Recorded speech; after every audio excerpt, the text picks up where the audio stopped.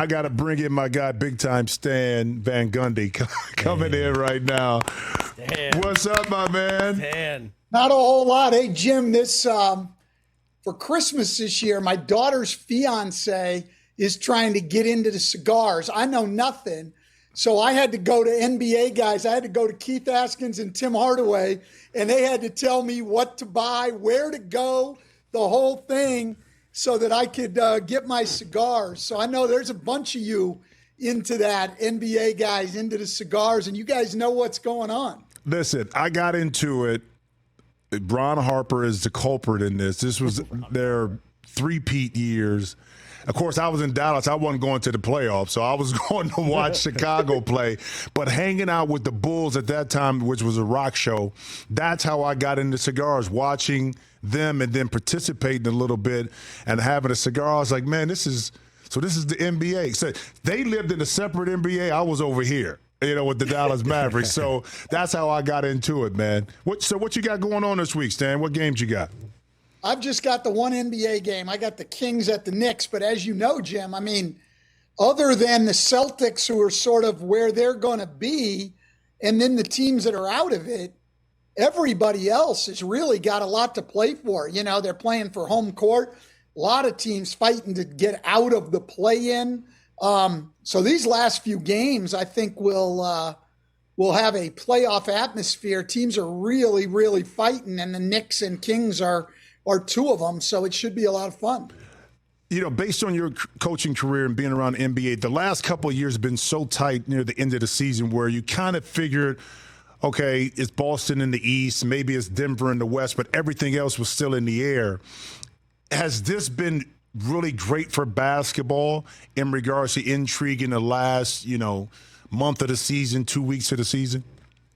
I mean, I think so, Jim. I think you'd probably agree. Like, I look at the West and I say there's not a single series, even in the first round, that I would consider like a real upset of what's going to happen. I mean, any of those teams, you're looking at, the last team in will probably be the Lakers or the Warriors as an 8 seed with LeBron James or Steph Curry.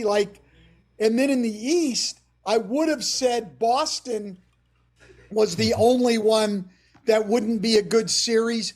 But Boston could get the 76ers with Joel Embiid in the first round. So it's going to be crazy. I think we'll get some tight series.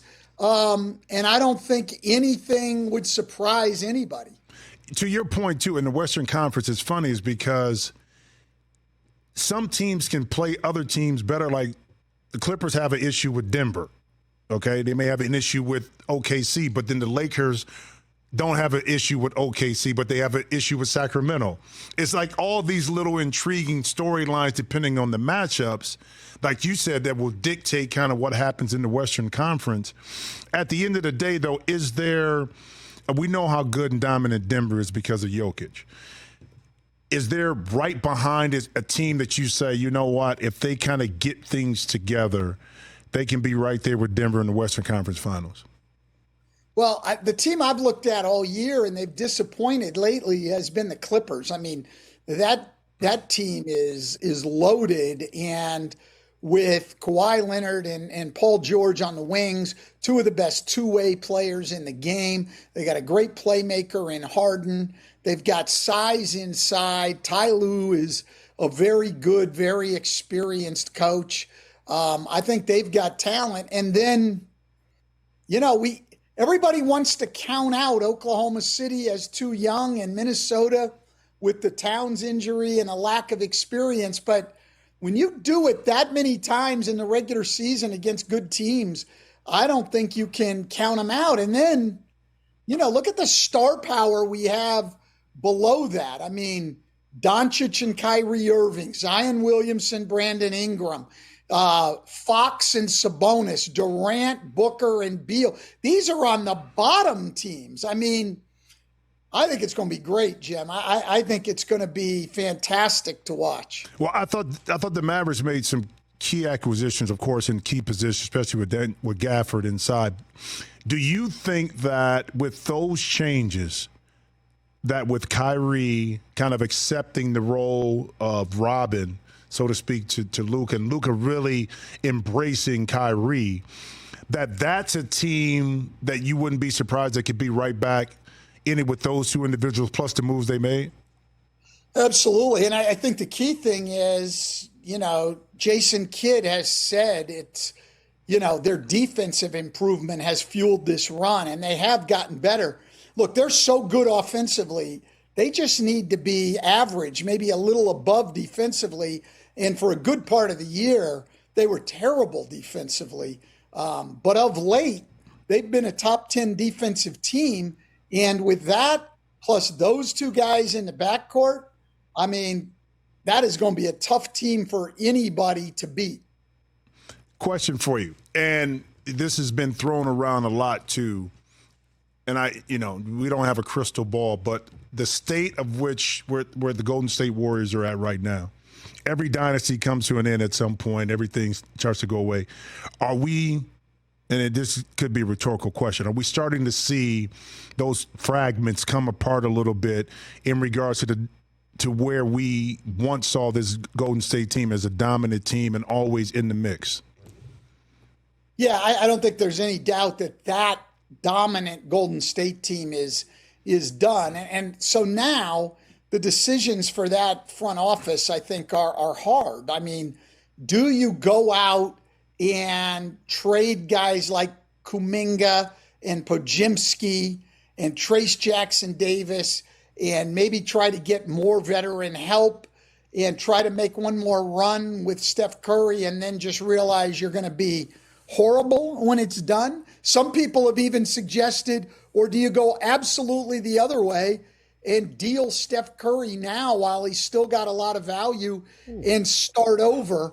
If they don't do anything, I think they're right back where they are now next year, bottom of the play-in. Hope maybe you get some luck, catch fire, and make a run in the playoffs, but not a true contender. Well, speaking about contender, too, the Lakers kind of fall in that category. You still have AD, you still have LeBron, 10th spot. We saw what they did last year. Realistically, in your point of view, where do you see the Lakers? Yeah, about the same place. I mean, look, the Lakers seem to me to be about the only team in the league that doesn't think shooting is important. They've got pretty good players around those two guys. They don't have any shooting, and they don't seem to really have prioritized trying to get any shooting around those guys. So, yeah, I just think that's a very mediocre team that is, relying on two great players to carry them every night. But if you're an opposing coach, there's a lot you can do, double teaming those guys and getting the ball out of their hands. And everybody else has had spurts. Reeves has had spurts in the year. D'Angelo Russell's had spurts, but nobody's proven that you can count on them every night. Well, but how much of their salary cap restrictions limited them to really going out to find that kind of play? And who was out there in the market to go get from a shooting perspective? Now, that's a good point, and I'd have to think back. But, there's a lot of pretty good shooters playing on minimum contracts in the league. So I don't know what they are. They're not a real good offensive team. They're not a real good defensive team. Like I said, I just think that's a mediocre team. And I think, and this happens to teams, they came out of the play-in, made it to the conference finals last year with a little bit of luck in terms of who they drew, right? Memphis without Ja Morant. And so you get that kind of luck, and it causes you to over-evaluate your roster. And so they just basically brought everybody back thinking, hey, we're a conference finals team, where my view is, no, you're a play-in team that played well at the end of the year and also got a lot of luck. I don't know that you can count on that again. Well, speaking about count on, again, why is this Minnesota team so different this year than last year? Anthony Edwards' development, I think, has been great. And when they had the two big guys together, it looked, as you know, Jim, it did not look good at all last year. Looked very awkward. And this year, Chris Finch did a great job bringing them together and got it to work. And they've had the full year of Mike Conley directing traffic, and this team sort of fits together. Now, I question whether they have enough shooting going forward in a playoff series. And as you know, the preparation ramps up. And so, people tend to really hone in on you in the playoffs. And I think Anthony Edwards is going to see a lot of extra defenders coming at him and saying, we don't think your other guys can make enough shots. That team, to me, because defensively they've locked in, and I thought that this year Rudy and Karl-Anthony kind of figured some things out of how to play together, and it kind of worked out. But the toughness in which they play with, I think having Mike Conley for a full year, going through training camp, paid huge dividends. Jaden McDaniels, the job that he does on and off the ball. How about Naz Reid? A few years ago, they had questions, if you remember, Stan, about whether they were going to re-sign Naz Reid back to Minnesota and what's that been. But it's intriguing to me, kind of like OKC. We know how good they are, but are they ready to kind of mentally lock in? Can they take that? Do they have the leadership to take that next step to actually get to a conference finals and get to an NBA championship? Yeah, no, it's tough. And that, teams coming up, Jim, the first time through it. This really isn't their first time, but with this whole group together, it is. It'll be difficult. I think they've got some weaknesses that people can expose beyond their lack of experience. But Anthony Edwards is the real deal. We know what Gobert is defensively. We know how much Mike Conley can direct traffic and run the show. The question is going to be Karl-Anthony Towns. What kind of health is he in, and what's he ready to give you in the playoffs? If he's back at full strength, though, that's a really, really good team. Yeah, we got a lot of intriguing storylines, going into the playoffs. And I wanted to ask you this too, Stan, from this perspective, because you've been around it. We were together in Miami on the coaching sidelines. Do you miss it, man? Do you miss being in that pilot seat?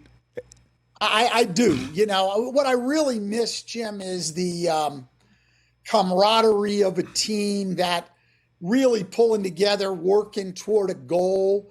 I love what I'm doing now, as I'm sure you do, but, after a game, you don't know if you did well or didn't. Right. That's right. It's subjective. What Twitter when lets you're you know. Playing or coaching. Yeah, Twitter. They know everything on Twitter. They know everything. But, when you're playing or coaching, you got the report card right up there, to look at every night. Did I have a good night or a bad night? It's right up on the board.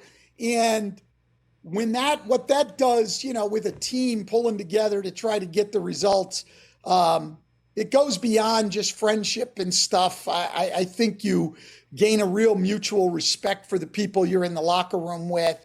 And I miss that part of it a lot. I miss the competition. But I got great seats for some great games right now. So I'm certainly not complaining. Yeah, but you had to change, too, your coaching style, philosophy as the game evolved, the younger players. How was that transition for you? Because, Pat Riley days, the hardcore practices, no days off. You're not missing games, but it's a different attitude. It's a different mindset. It's a different way you do things, approach things. How did you have to adjust to the changing times? Yeah, I think all of that, and how you talk to guys and everything else you've got to adjust to. But I probably took a middle road. I never went to we're not going to practice and we're not going to do walkthroughs. We're still prepared every day with a walkthrough, some of them in the hotel, but we did all of that. We didn't do as much in practice, certainly, as we did when you and I were together in Miami, but we still practiced. So sort of tried to walk a middle line. And regardless, you've got to have the right kind of guys in the locker room. You got to have guys who want to work, who want to put in the time, who understand the importance of preparation. If you have those guys, no matter what you do, you'll be okay. All right, good stuff, my man. It's always a pleasure to talk to you. And I look forward to this Thursday, but then coming up in the playoffs and where everything may lead us, because it should be a good one, man. Should be a good one this year, because we don't know. But I appreciate it, my man. Thanks for coming on. That's great. All right, man. We'll be watching each other in the playoffs. You got it, brother. Catch the Rich Eisen Show every single day on the Roku channel, 12 to 3 Eastern, for free.